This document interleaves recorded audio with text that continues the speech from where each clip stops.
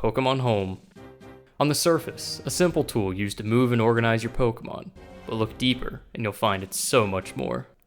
Over 200 challenges to complete, multiple dexes to fill out, and of course, enough room for a full level 100 living dex.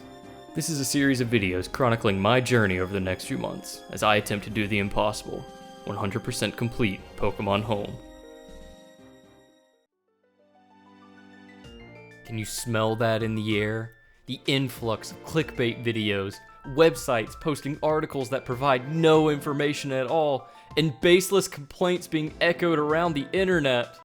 I think it's pretty obvious what I'm talking about. The anniversary of Gubble, Pokemon DLC season, a recent tradition that has everyone saying, thank God we can stop whining about Pokemon for 5 minutes. Ever since Pokemon's inception with Generation 1, there's a few things that every fan can guarantee about the newest generation. There's going to be 2 unique versions of the exact same game, a Pikachu clone that will divide the entire fan base, and the definitive version of the same game will be released basically a year later. Red and Blue was perfected by Yellow, Gold and Silver was followed up by Crystal. Emerald is probably the most popular Pokemon game of all time, but something changed during Generation 5. See, the Pokemon Company had just released their newest games, Pokemon Black and Pokemon White, and they just couldn't figure out how they could possibly make more money. Oh, fuck. From that point on, Pokemon games would have 2 sequels, except for Gen 6. We don't really talk about them, we just put them in the corner and ignore them. Black and White were followed up by the amazing Black 2 and White 2, and Sun and Moon became Ultra Sun and Ultra Moon. And to be completely fair, these games weren't just cash grabs. They really did perfect the generations in my opinion. Gameplay was a slog in Diamond and Pearl, but Platinum really sped those games up. Sun and Moon felt empty at times, but Ultra really fleshed out that region. Black 2 and White 2 was an entirely new story set in the future after the events of the first games. So months after the release of Sword and Shield, every fan was waiting for the ultimate announcement. Pokemon Gun! Where's the gun? Pokemon had once again set a new precedent. Because who likes consistency? Not me! From now on, there wouldn't be sequel games. No. They were gonna take the original game and break it apart and make you pay for the other half through DLC. Technically, after both Gen 8 DLCs were released, there was a quote-unquote definitive version that would provide you the base game and the DLCs. But that's a cop-out to me. That's not like previous generations where you get an actual new definitive version of the game. But with this being the new direction that Game Freak wanted to take Pokemon in, I don't think anyone was surprised when during a Nintendo Direct, we saw the first footage of Scarlet and Violet's DLC packs, the Teal Mask and the Indigo Disc. Plus, I've heard rumors of a third DLC, the Burgundy Slacks. Before I get too deep into the new DLC and how it interacts with Pokemon Home, here's a little spoiler warning. There's going to be gameplay footage, mention of new Pokemon, and other story points, so if you care, you've been warned. Pokemon Home received its 3.1.0 update on the same day that the Teal Mask released worldwide, so that there could be immediate interactivity between the service and the game. And boy, oh boy, what an update. Now listen, I understand that not everyone cares about Home and its Pokedexes and its challenges. I get that.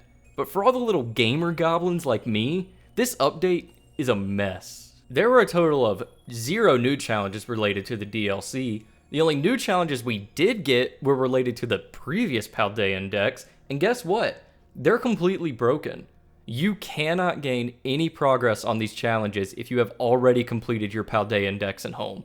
Also, why was Tyranitar's sprite in the Paldea Index replaced by Mega Tyranitar? No, seriously, why was this replaced?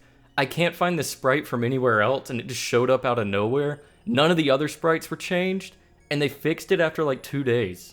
I was actually able to submit a support ticket and get the broken challenges fixed after a few days, but I don't know if this was like a universal fix that came with an update or a just a me fix. Let me know in the comments if you're still having issues with the new challenges. Game Freak was at least generous enough to do the bare minimum and give us a new unique Pokedex for the Kitakami region. And it even has different pictures for Pokemon that overlap between it and the Paldea Index, which is nice. But overall, wow, what a flop of an update. At least we have one thing to focus on for 100%ing Pokemon Home with this update.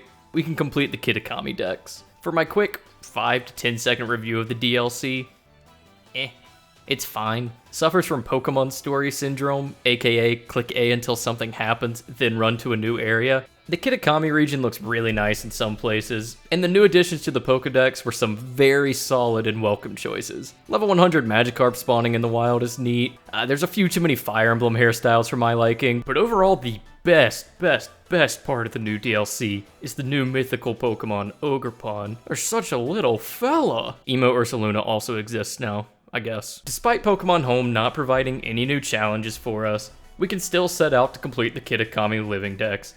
And after beating the relatively short story, which, can you believe it, revolves around a teal mask, it was time to set out on a catching and level grind. There's absolutely nothing notable to mention about catching all the Pokemon for this dex, other than there are version exclusives. Violet gets the absolute best boy Morpeko and the Aipom line, while Scarlet is stuck with the Gligar line and Cramorant. But with how many games have connectivity to Scarlet and Violet now, do version exclusives really even matter anymore? Except for Morpeko. But luckily I had 1 or 2 lying around on my copy of Shield to spare, so that was okay. Feebas was a huge pain for me to find for some reason, taking, no exaggeration, 20 minutes to find one, and then finding 2 more immediately after. I'm not sure if I had terrible luck or if I'm just blind, but that was probably like the worst part of the grind. And in all honesty, if you enjoy standard Pokemon gameplay of battling, catching, leveling, then this is the section of the DLC that you will really enjoy, like me. You really don't even like need a guide to find anything. Except for maybe Feebas, that thing was a pain. Finally, after roughly 8 hours of gameplay and 2 shinies later, I had my living Kitakami dex and I was ready to send it over to home.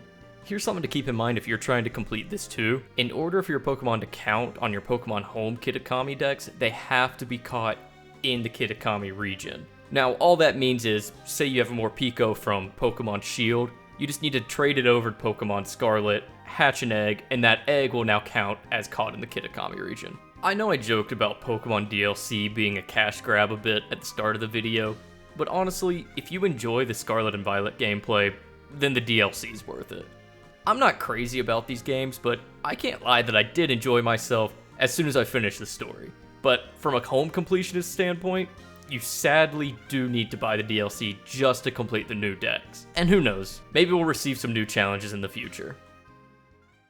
Or maybe you could just be like me and be willing to pay like $50 for Ogerpon.